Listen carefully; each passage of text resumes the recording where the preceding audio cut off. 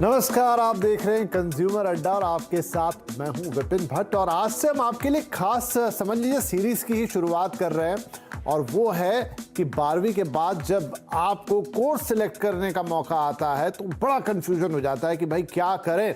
इसीलिए आज से हम आपके लिए शुरू कर रहे हैं कोर्स सिलेक्शन ऑप्शन ही ऑप्शन। जी हाँ, क्योंकि जब ढेर सारे लाखों में बच्चे 12वीं का इम्तिहान देने के बाद आगे क्या करना है ये सवाल सामने आता है तो कंफ्यूजन के अलावा कुछ दिखाई नहीं देता। कई बार तो कुछ लोगों को क्लियर होता है कि उन्हें क्या करना है, लेकिन बहुत सारे ऐसे बच्चे होते हैं जो या कहे ओवर ऑप्शन से जूझ रहे होते हैं। याद कीजिए वो वक्त जब देश में या तो मेडिकल या फिर इंजीनियरिंग या बहुत हुआ तो चार्टेड अकाउंटेंसी, इन दो तीन चीजों के अलावा कोई कुछ सोचता ही नहीं था। यानी फोकस बड़ा क्लियर था, सबके सब उसी दिशा में काम करते थे।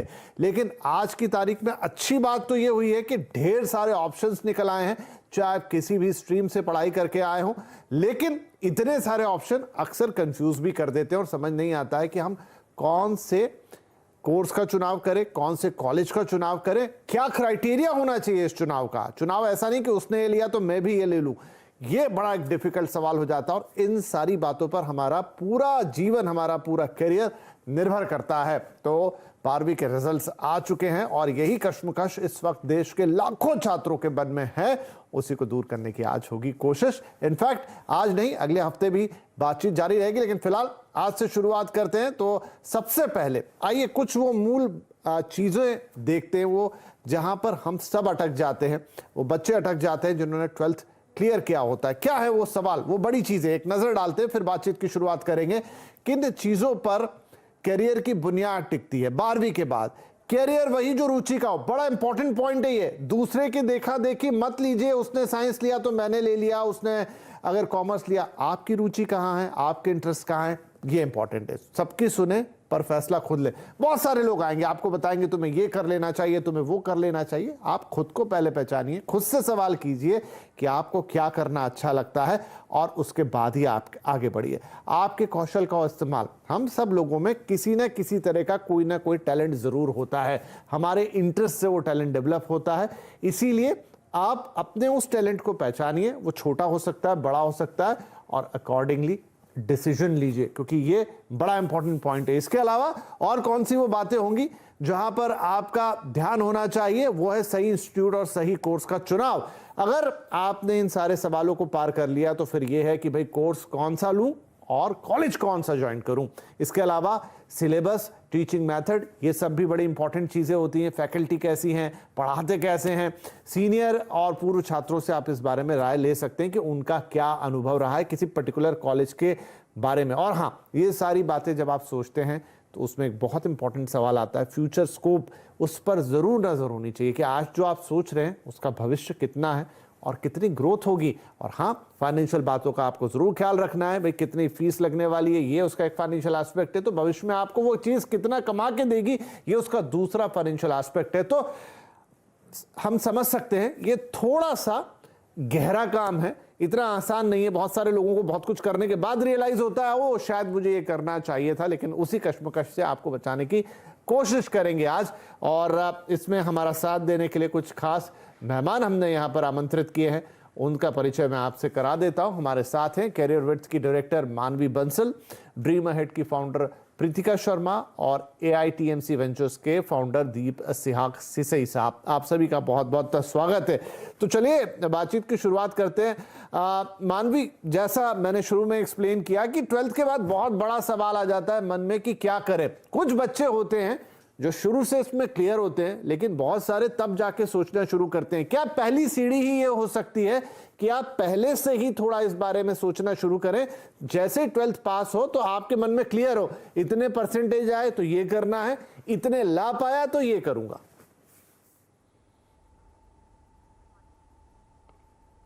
चलिए, शायद मानवी तक हमारी आवाज नहीं पहुंची। अगर प्रीतिका आप मेरा सवाल सुन पाई हो तो यू कैन आंसर प्लीज। सोचना किसी चीज का हल नहीं है। आज के टाइम में, आज के कंपटीशन में बच्चों को 8 से ही प्लान करना स्टार्ट करना चाहिए। उनकी इस जर्नी में पेरेंट्स को इक्वली सपोर्ट करना चाहिए, क्योंकि हाई स्कूल ग्रेड्स वो है 9th 10th 11th and 12th। तो आपने जो करना है, आप जिस चीज के लिए बने हैं, आपका एप्टीट्यूड क्या है, आपका किस फील्ड में इंटरेस्ट है और उसको करने के लिए आपका पोटेंशियल कितना है, और फिर उस लाइन में आपकी स्ट्रॉन्ग पॉइंट्स क्या है, आपके वीकनेसेस क्या है। So it's I mean long journey. तो उसके लिए आपको अपनी जर्नी 9 से ही प्लानिंग स्टार्ट करनी चाहिए, एक स्ट्रक्चर्ड रोड मैप बनानी चाहिए, ताकि 12th के बाद मार्क्स आपका क्राइटेरिया ना हो कि मेरे 90 आए तो मैं इस कॉलेज में जाऊंगी, ये कोर्स करूंगा, मेरे 80s आए मैं ये प्रोग्राम करने वाला हूं या वाली हूं। आपकी proper informed road map ready होनी चाहिए 11th एंड तक, ताकि 12th में आप सिर्फ एक्सप्लोर करो, एप्लीकेशंस पे वर्क करो, ताकि जो यूनिवर्सिटी कॉलेज आप डिजर्व कर रहे हो उसमें आप एडमिशन ले पाओ। जी, बात तो बहुत अच्छी है, लेकिन दीप साहब, क्या 8वीं का बच्चा ये डिसाइड करने में सक्षम होता है कि उसे 12वीं के बाद क्या करना होगा, और अगर सक्षम नहीं होता है तो किन बातों से वो सक्षम हो सकता है? क्या पेरेंट्स ही उसकी मदद करेंगे, क्या टीचर्स उसकी मदद करेंगे, या दोस्त उसकी मदद करेंगे? ये चीज होगी कैसे?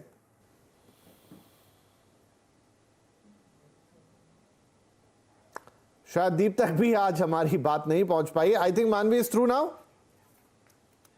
राइट। तो प्रीतिका, आपको ही जवाब देना होगा इस सवाल का भी कि आपने जो बातें बताई वो बहुत अच्छी है, लेकिन क्या एक 8th क्लास का स्टूडेंट इज कैपेबल कि वो ये बातें डिसाइड कर पाए और उस तरीके से और सही दिशा में सोच पाए, ताकि जिसकी हम बात कर रहे हैं कि 12th के बाद उसके लिए पिक्चर क्लियर हो?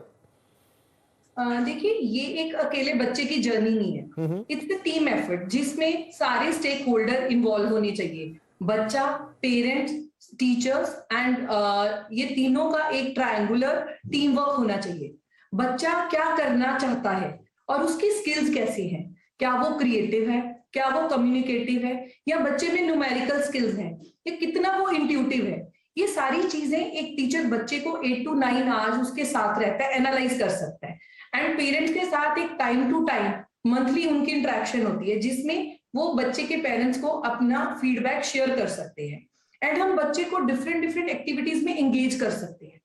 हम उसको जैसे इंटर्नशिप्स हो गई, या हम उसको एक कोई एक्सप्लोर एक्टिविटीज दे सकते हैं कि आपको ये रिसर्च और एक्सप्लोर करने के लिए एक्टिविटी मिली है, तो वो छोटे छोटे से, या बच्चे को एक खुद की ही ब्रैकशीट क्रिएट करने को बोलो कि आप क्या चाहते हो, आपको कैसी चीजें करनी अच्छी लगती हैं, आप इंट्रोवर्ट हो, आप एक्सट्रोवर्ट हो, बच्चा कैसा है, और बच्चे के इंटरेस्ट, पोटेंशियल, एप्टीट्यूड को एक अलाइन करके उसमें 9 से ही उसकी रोड मैप रेडी हो। क्योंकि आज के टाइम में कंपटीशन इतने 99.9% वाले बच्चे को भी श्योरिटी नहीं होती कि उसको उसका ड्रीम कॉलेज मिलेगा कि नहीं। तो उसमें 80% वाला बच्चा कुछ ऐसा नहीं कि वो पढ़ने में कम है।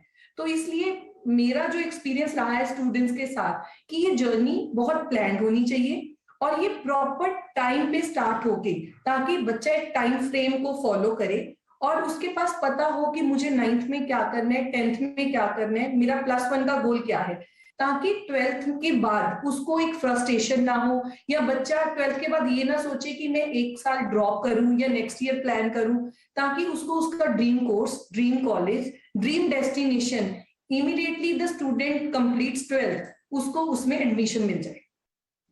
तो ये एक टीम एफर्ट, ये बड़ा अच्छा कहा आपने कि टीम एफर्ट है और उसके अंदर क्या क्या चीजें करनी है।